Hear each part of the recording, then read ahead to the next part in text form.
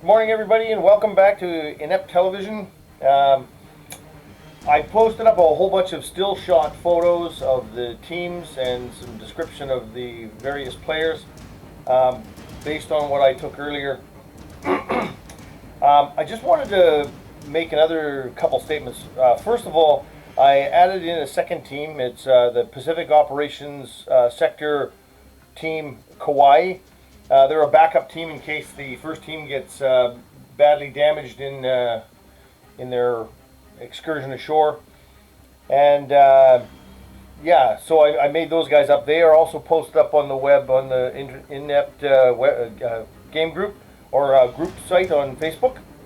Now, I mentioned to you how versatile the rules are. So I was going through the weapons lists, and I needed to upgrade some of them because of some of the new technology that's happened. Now you got to remember, I started working on Inept more than 15 years ago when the Inept 1 was first conceptualized.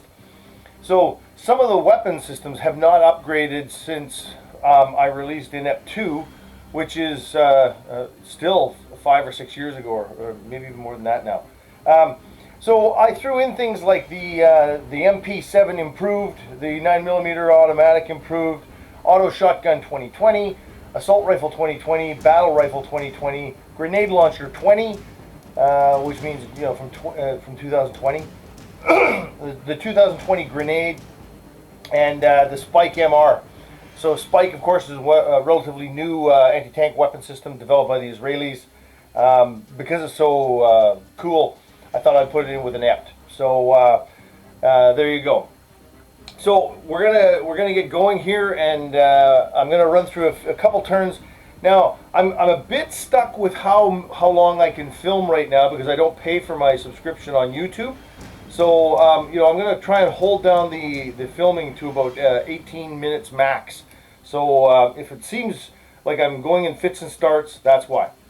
So Inept is designed around the idea that when you move, both sides can move simultaneously as long as there's no contact. And once there's contact, then you normally move team by team, alternating back and forth to try and make it as fair as possible. But you move an entire team. So if you have an Inept team of 8 guys, you move all 8. Not like you know, right here you can see I've got 4 Inept team members, and then you can't see them because they're behind the ship housing. But I've got 4 more there. You would move all 8 of those guys because they are one team. You can move them in 2 teams, or you can move them individually as 8, but you would move all 8 of them before you would move on to the next team. You'll see here that I have 2 members of the crew, Spamonti Spinelli and Abner Morris. They're supposed to be the boat's crew, so they're going to come over here and land there. So, okay, I'm going to start moving now.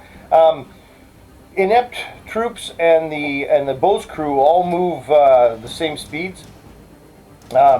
Basically, you have three types of movement in Inept. You've got walk, jog, and sprint. So walk, of course, is your slowest movement. If you're going to crawl, you would half the walk movement. So you can crawl. You can go to ground and crawl. It gives you maximum coverage. But walking is a pretty good way to go through things as well if you're trying to maintain maximum cover without going to ground, because going to ground also can limit what you can see, because any linear object like a wall will block your line of sight. Whereas if you're walking, if you can see over the wall, you can see the guys on the other side. So you know, that's all tactics. Okay, so the first thing I'm going to do is I'm going to assume that this boat took off last turn when the gunboat came alongside the wall. And when I say the wall, I mean the wharf. It's a Navy term. Okay, so these guys are going to move. 14 inches will get them onto the beach, and they can unload, because that's 14 inches is only a slow movement, or not slow, sorry. It is a normal movement for a boat. So normal move, those guys can unload at the end. So Spamonte and Code are both ashore now. So the rest of the boat's crew is not moving. I've got one here, and I got 2 in the bridge. They're all going to stay where they are. that would mean it's now the turn of my mercenaries.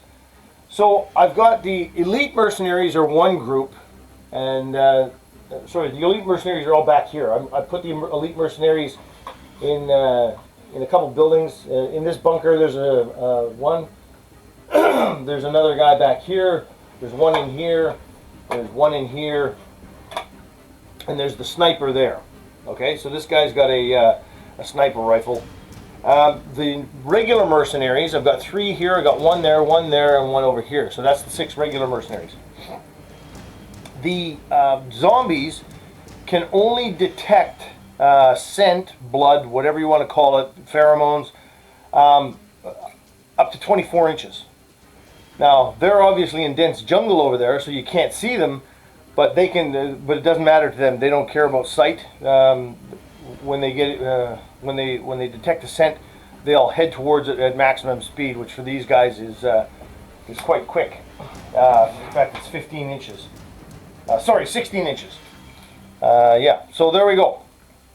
So my mercenaries. The one thing I will add is that the guns are going to open fire on the ship. I forgot to do that. So I got the 30 mil forward and I got the 25 mil autocannon aft. So the 30 mil is going to open fire on the guy in the tower. So this pivots over that way, and the 30 mil is pretty darn nasty. So it's going to get 3 rounds, so 3 dice rolls. But what would happen is I would use the template. So I put the template over the point of the target, which is the individual in there, and then it's a 3-inch template for the 30 mil. So what happens is any models that are under the template have a possibility of being hit, and the armored piercing for the 30 mil is 10, and for the 25 mil it's for the 25 mil and 30 mil it's armor piercing 10 at effective range, which is out to 40 inches, and it's an 8 at out to 80 inches, 40 to 80 inches. So we use a 3-inch template. Each hit will cause 2 wounds. So that guy's going to get hit 3 times, and I got 2 hits. So I managed 2 hits out of that. So it's got a armor piercing of 10 because that's inside of 40 inches. That guy's wearing level 5 body armor, so that takes my regular armor. Armor piercing is 10, body armor is 5, so that means I actually get a +5 to the die roll, which means on the 2 wounds, if I roll a 1, it doesn't connect anything else as a wound. I got a 4 and a 10. So the 10 is a critical hit. That means one of the rounds took his head off because it does 4 wounds. That guy's dead. So we can take this guy out. Boom, he's gone. So we'll lay him down, and we'll put a skull marker beside him to show that he's actually dead. And we're going to use blue skull for the bad guys to show that they're dead. Red skulls will mark wounds. So that guy's out. Now, the 25 mil is going to open fire at this guy. He's the RPG operator. And I get 2 hits again. Now this guy gets heavy cover because he's in a stone fort. Like stonework. It's a ruin, but it's still stone. Yeah, so I get 2 hits. And this time I got a 3 and a 4. So again, that's 2 wounds. Each wound does 2. Each hit does 2 wounds. Guy takes 4 wounds. He's dead. The mercenaries, the regular mercenaries, have 3 wounds. The elite mercenaries have 4. So this guy's gone as well. That's all the boat's crew. So now my regular mercenaries are going to move. So this guy's going to come up here, and he's going to open fire at the inept crew down there with his AK-47. So he rolls and he gets a 5, 6, and a 4. So his shooting skill for the regular mercenaries is a 5. So the 4 would normally be a miss, but because he's firing at effective range, he gets +1. But the inept guys have not moved, and they get soft cover, which drops it down by 2, which means The 5 and the 4 both miss. The 6 will be a hit though. So he hits the guy beside the medic, which looks like my saw operator, and he gets a 1. So it didn't penetrate his body armor. So the body armor that Inept is wearing, so my Canpack team has all got level 6 body armor. The AK-47 firing, like this is the modern AK-47, it's not the older one. So it would be like an AK-74. So that's a 2000s Russian, or sorry, 90s to present Russian assault rifle. So his armor piercing would be a 5. So normally that would mean his 5 against the armor of 6, which means it's actually a +1 or -1 to on the hit die. So you got to roll a 5+ to get a hit, which means in this case he would have to roll a 6+ to get a hit. But he rolled a 2, so it doesn't matter. So he missed. Okay, so we got this guy's now got to fire, and he's going to try and take out Jerbuck. So J-Buck gets shot at 3 times. The guy got a 1, which is not good. That means he ran out of ammunition, which means he has to reload next turn. And the other 2 are misses. So far the mercenaries are not having a good time of it. I got one more mercenary over here who may be able to fire. Yeah, he can actually get Jerbuck as well.